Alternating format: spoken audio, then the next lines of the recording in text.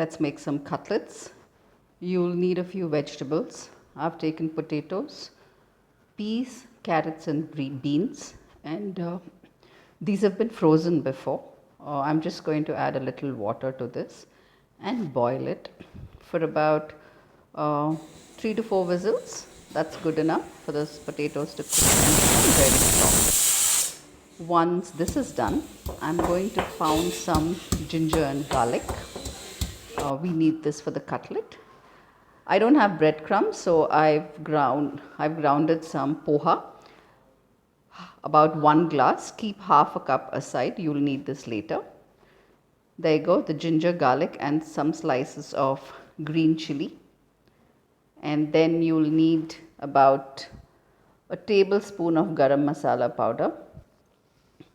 And you'll need salt and turmeric. I use turmeric for everything. It's antiseptic, and I don't know, that's my favorite, one of my favorite spices to use in all the foods.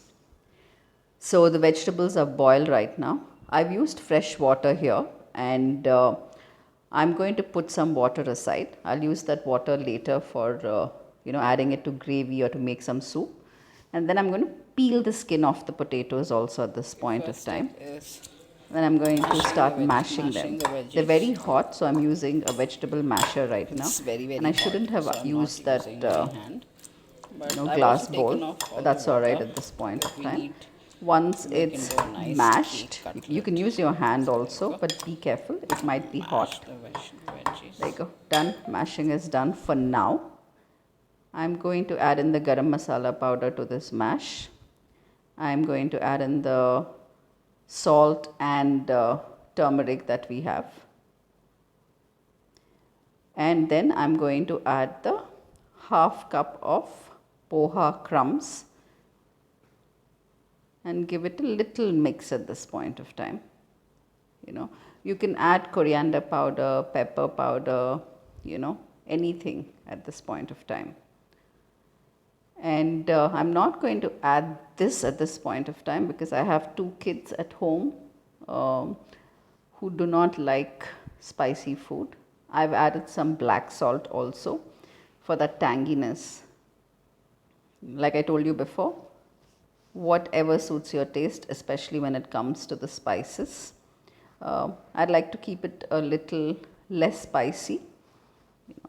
And I'm going to take a little aside and keep it for the kids. The same dough, if you want, you can use it and roll it into chapatis to make a paratha. Add the ginger, garlic and green chilies and give it a good mix. The vegetables are not that mashed also. Roll it into a ball like this, flatten it on a plate and set it aside. I need to make close to 14 to 15 because we are a large family. You can freeze them also, by the way. You can, flatten them and freeze this cutlet and use it for later day. There's another process, flatten it and roll it like this on the surface so that it smoothens the sides. It's a very easy process. If you don't like it to be this thick, flatten it a little more. Okay, and this I told you like before, what I've taken, it will yield about 14 to 15 cutlets. That's good enough for an evening snack, right? There you go. It looks really nice, by the way. I love the piece popping out. That's my stash, my cutlet stash. I've mixed some rice flour with water, very thin, right? The mixture is a very thin mixture. And I remember I've told you to set aside half a cup of poha at the beginning. That's the poha crumbs. And I'm using a flat pan because I'm going to shallow fry this and not deep fry this. And I'm going to add ghee here. I love ghee. Clarified butter is actually good for your health. You can use olive oil, vegetable oil, and there you go. I'm going to make sure that it's spread evenly across this pan, and because the cutlet needs to cook properly, and sometimes because of our stove, one side is high, one side is low.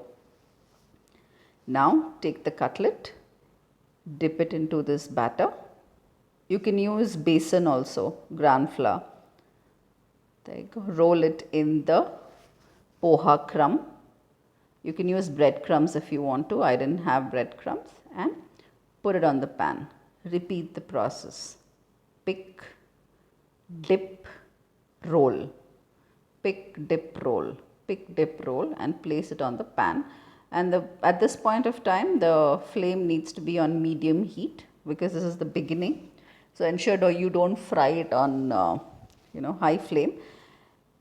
And also, this needs to cook evenly on both the sides, right? So just keep brushing it with ghee, with any oil of your choice, and ensure that the crust is fried properly, and also the sides, that's very important. This took me about 10 minutes, but if I would have fried these, it wouldn't have taken me more than 5 minutes. Even if you're frying them, fry it on a slow flame, then get it to medium, and then go to high. That's the process always. Slow cooking is actually really good. And they've actually come out really nice, by the way. They were sizzling, and they see a good sizzle. I know you can't hear it right now. Next time I'm going to try and see if I can get these natural sounds in.